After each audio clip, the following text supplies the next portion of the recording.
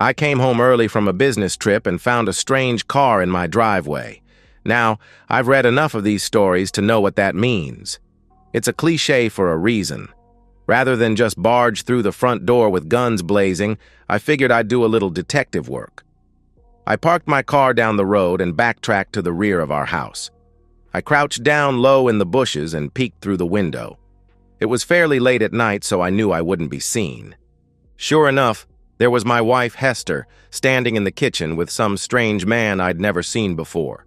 I fished my cell phone out of my pocket and snapped a few photos of the two of them just standing there smiling and laughing as if they were old friends.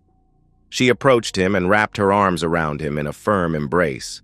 Then she broke their hug and briefly pressed her lips against his. I suddenly felt queasy. I had always known that someday she would cheat on me. I just had that sinking feeling that it wasn't a matter of if, but when. Now that I actually had proof, that vindication didn't feel as victorious as I'd imagined. I nearly retched into the bushes, but remembered to maintain my composure. In every one of my favorite online stories, the wronged husband always maintains his composure. Only a truly weak coward would display even a hint of emotion after witnessing something so devastating. I thought of Clint Eastwood. You never see him display any real emotion in his movies. I tried my damnedest to be like Clint.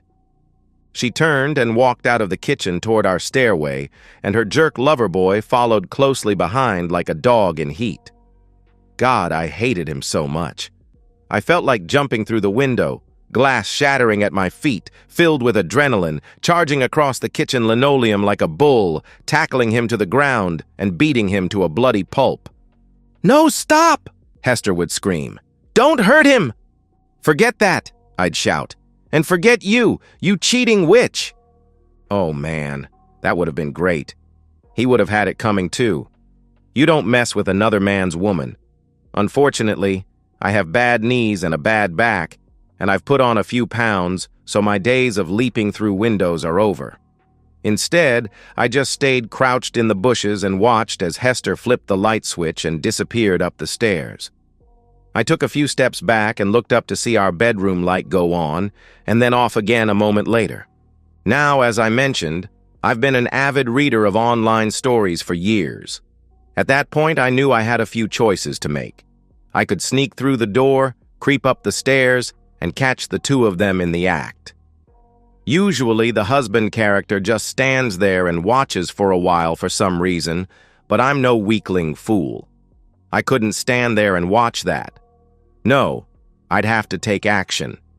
Now, in the stories, the husband character is always bigger than the lover, and always a better fighter. I'm ashamed to admit, though, that I had let myself go a bit in the physical health category. Just walking from my car to the house left me winded. Whoever that guy was in the kitchen looked like he was in pretty good shape. It was humiliating enough that this guy was messing with my wife. Imagine being doubly humiliated by getting my backside kicked by her lover boy. No, I wouldn't be that type of hero. Instead, I'd be the other type of hero I've read about, where the sainted husband plots and schemes to find a way to get his revenge in a more clever way. In the end, I'd make sure that she would be humiliated, her lover boy would end up in the hospital, and I would walk away with clean hands and a full bank account. Yes, sir. That would be my happy ending. I needed some time to think, so I booked a hotel room for the night. As I lay there staring at the ceiling that night, my thoughts turned to our daughter, Pearl. She had just begun her freshman year in college. Although she was a dead ringer for her mother, Pearl had always been Daddy's little girl. Surely she would take my side in the impending divorce. I thought that maybe I should recruit her in my revenge plot. I'd read many stories where the daughter and father form an alliance against the cheating mother. I put that idea on the back burner. The following day, I went to work on my revenge plot. I contacted a lawyer and set up an appointment. I opened a new savings account and began transferring money from our joint account to the new one. I Googled divorce revenge plot to get some ideas. Since most of the revenge stories I read involved some type of high-tech spying equipment, I visited my local Radio Shack and asked the guy behind the counter about what they had to offer. "You won't believe how much those gadgets cost." I decided to skip that part of the revenge plot and focus on more low-tech solutions. With the cost of the impending divorce, I would need to save every penny for the lawyers. I returned home that afternoon, as originally scheduled, and pretended that nothing had happened. For her part, Hester pretended as if she weren't a cheating tramp. It almost made me gag to kiss her hello. I nearly vomited later that night when we made love. I couldn't help but wonder whose anatomy had just been there and what nasty diseases he had left for me. Everyone knows that diseases are passed through non-monogamous relations. The chance that I had been infected was pretty much 100%. I made a mental note to make a doctor's appointment. Hopefully, whatever she gave me wasn't life-threatening. I met with my lawyer later that week and explained everything that had happened. Although he was happy to take my money, he seemed a little less supportive than I imagined he would be. "Are you sure your wife cheated on you, Mr. Prynne?" he asked. "I'm almost positive, yes," I explained. "There was a strange car in the driveway. You know what that means." "Have you spoken to her about this?" he asked. "Of course not," I said. "It isn't time for the big confrontation yet. I'm still gathering evidence and plotting my revenge." "I'm sorry. The big confrontation?" "Yes, you know." I sit her down and lecture her like she's a little girl. I explain in a very calm manner everything that I've discovered. She cries and throws herself at my feet, begging for forgiveness. I refuse to listen to her. I then leave her a sobbing mess on the floor as I storm off triumphantly. The big confrontation. That jackass just shook his head and stared at me like I had 3 heads. By the time I left his office, I was beginning to doubt myself. Maybe I didn't have the evidence I would need to exact my revenge. I had taken the day off of work, so I figured I'd swing by the house to see if I could catch her in the act again. Sure enough, when I rolled up in front of the house, there was yet another strange car in the driveway. This one wasn't even the same one I had seen before. How many guys was she fooling around with behind my back? Once again, I parked down the road and crept back to the house, ninja style. I found the garage door unlocked and quietly entered. I then tiptoed up the stairs and cracked open the cellar door. I peeked my head around the corner and spotted them in the living room. Some young guy was seated on our love seat facing me. My wife was kneeling in front of him. Her blonde hair was bobbing up and down in his lap, while he closed his eyes and wore a big, smug smile from ear to ear. God, I hated him. I quickly whipped out my cell phone, switched over to video mode, and captured several minutes of footage. The jerk suddenly opened his eyes.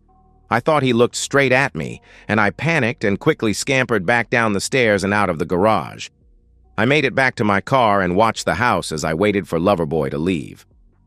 The fool took his sweet time finishing his business. I must have watched the video a dozen times before he finally emerged. I followed his car straight to the parking lot of the building where Hester worked. The snake was fooling around with a co-worker. I was so enraged that I couldn't wait any longer to formulate the next step of my revenge plot. The time had come to ruin some lives and get some payback. With damning evidence in hand, I marched straight into the office to the front desk and demanded to speak to Hester's manager. "How can I help you?" he asked after greeting me in the lobby. I asked to speak to him privately, and he led me into a small conference room. "I have some evidence of employee misconduct," I said gravely. He simply stared at me blankly, so I produced my cell phone and played the video for him. I grinned with great satisfaction as I watched his eyes widen and his jaw drop. When the video ended, he asked, "Why are you showing me this?" "Do you recognize the man in that video?" I asked. "Of course, that's Charlie. And the woman is my wife, Hester Prynne. I want them both fired immediately." "Fired?" he said. "On what grounds?" I sat back for a moment, stunned. "What do you mean, on what grounds? Your 2 employees are committing adultery. Isn't that a violation of company policy?" Don't you have rules regarding employee conduct? Of course, he said, but I don't see how this is any of our business. What an employee does on his or her own time is not our concern. Our code of conduct pertains to public behavior and statements that negatively impact our company's image.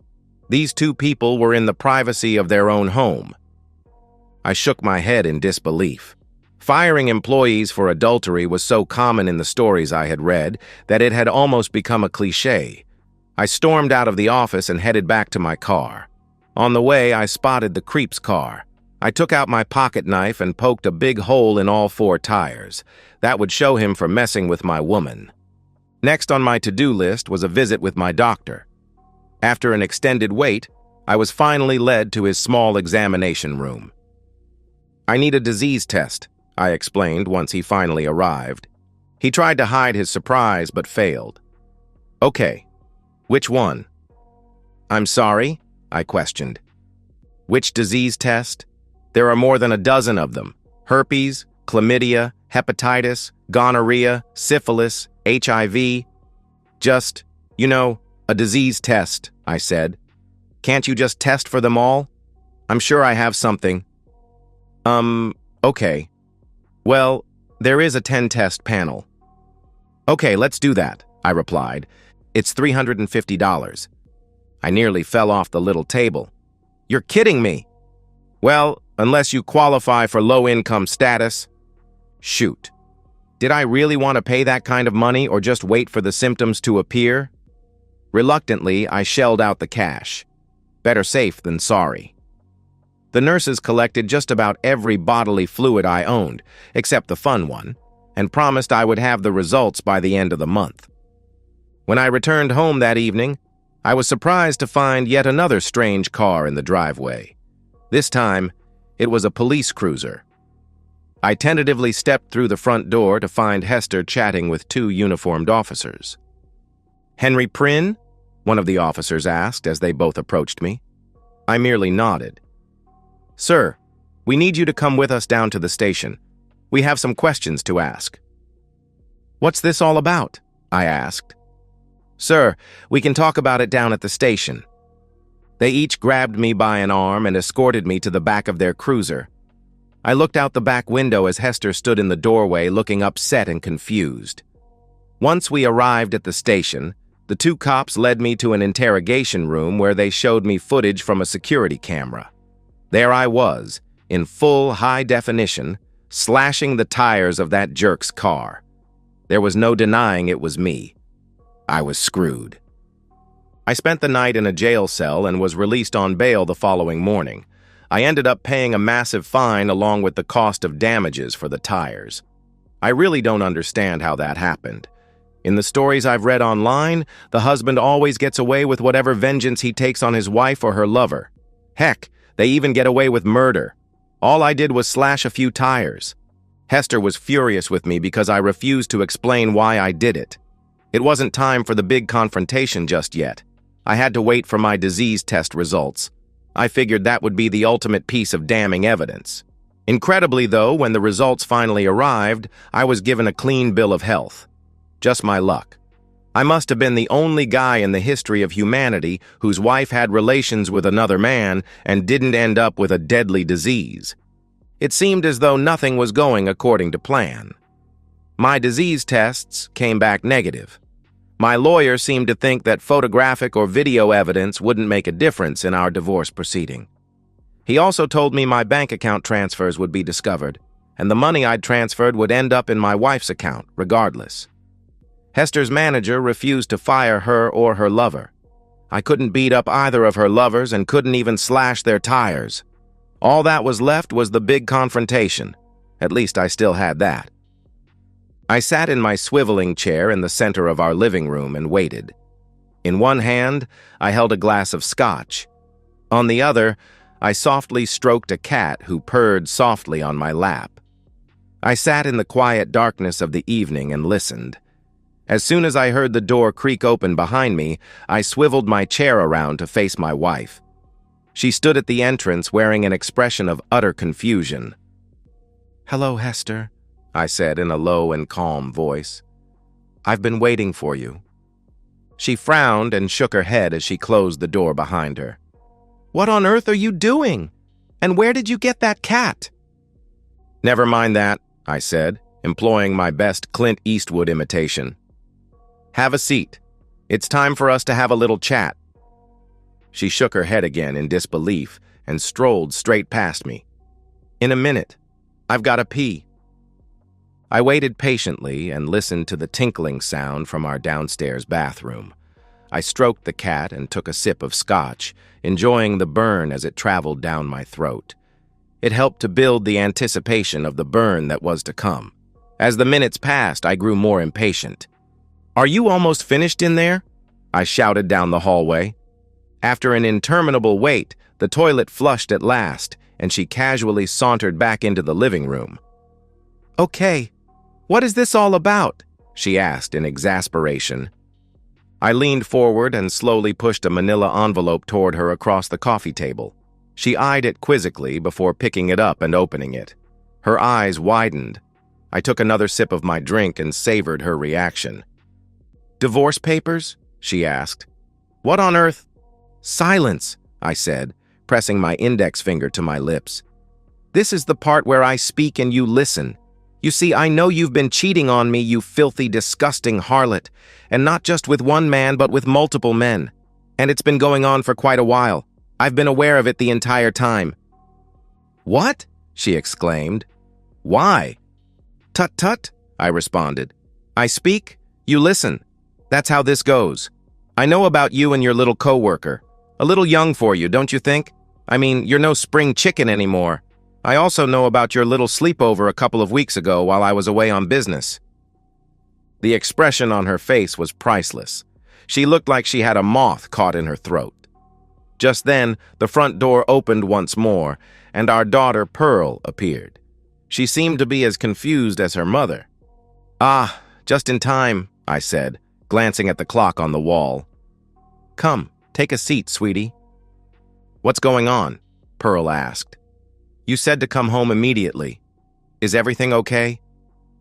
"Everything will be just fine, honey," I said.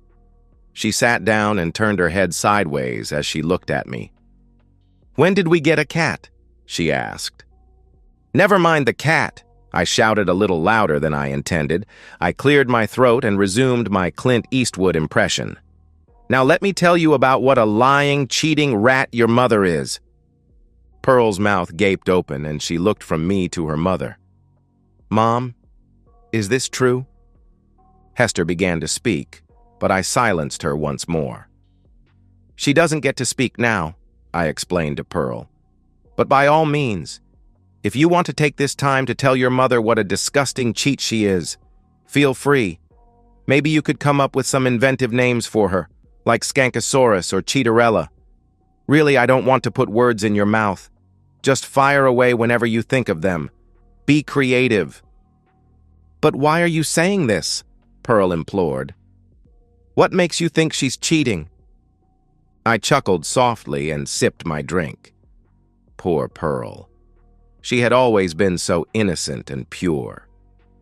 I produced my cell phone and scrolled to the photos I had taken of Hester on the night I had discovered the first strange car in my driveway.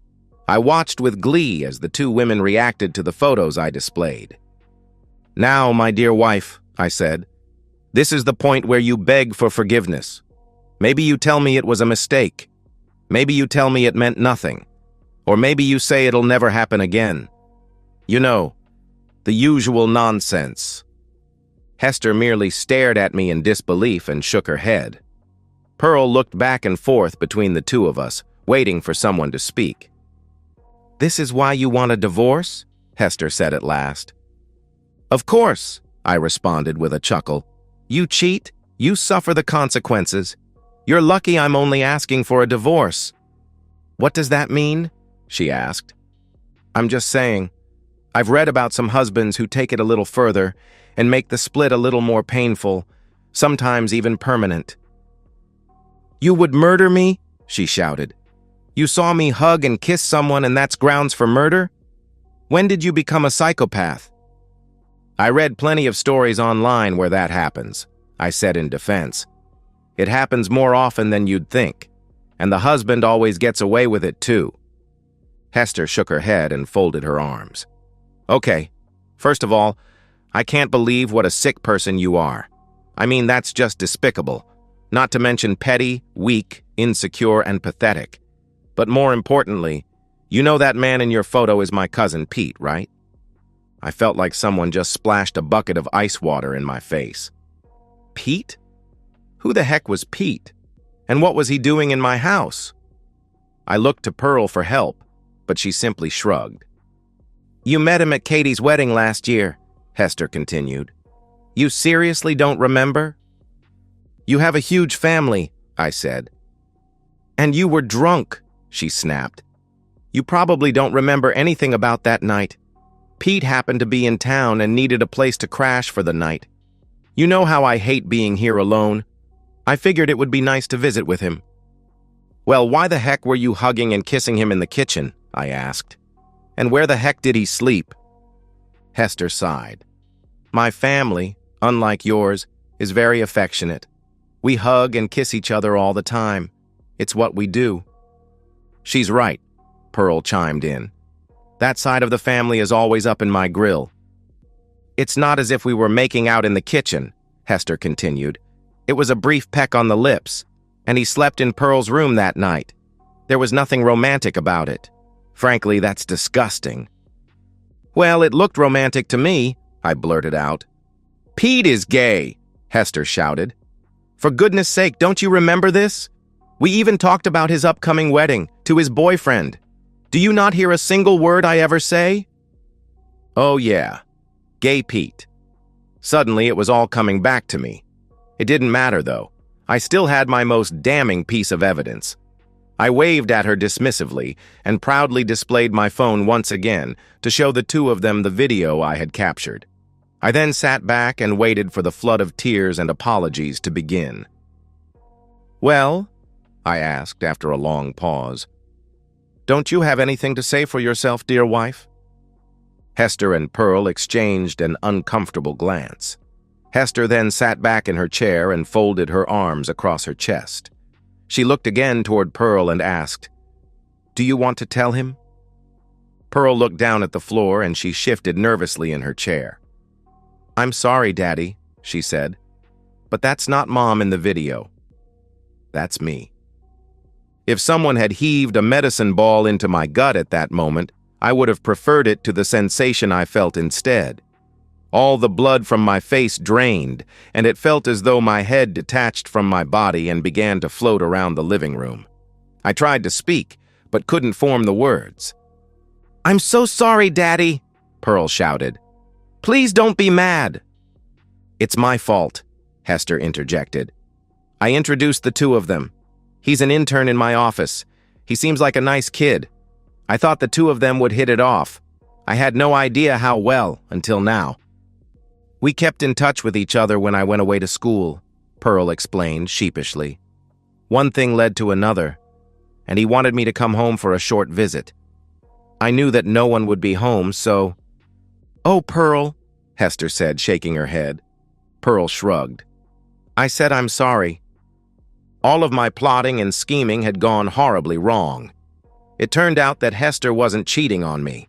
That whole time I had convinced myself that she had wronged me, just like all of the heartless, soulless wives I read about online. She wasn't like that, though. She wasn't a cheating harlot after all.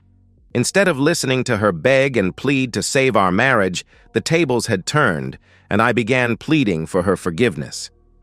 Please forgive me, honey, I said. I'm so sorry I doubted you.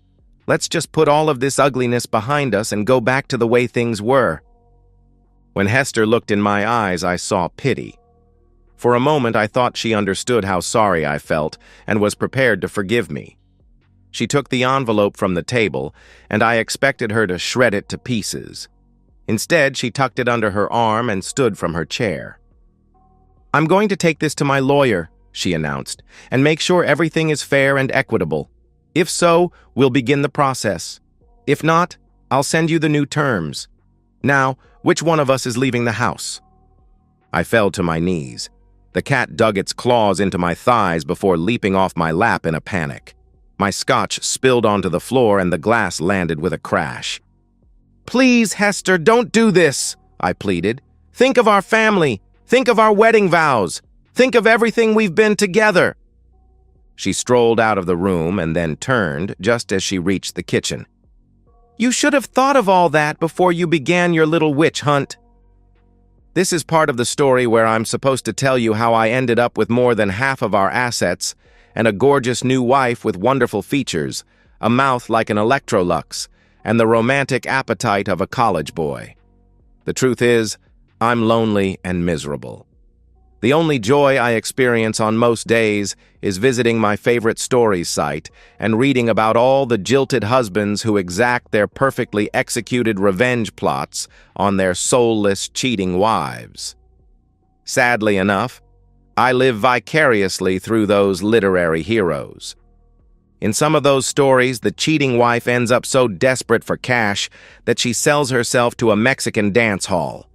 The irony of my story is that I became so desperate for human contact that I paid a visit to one of those fine establishments.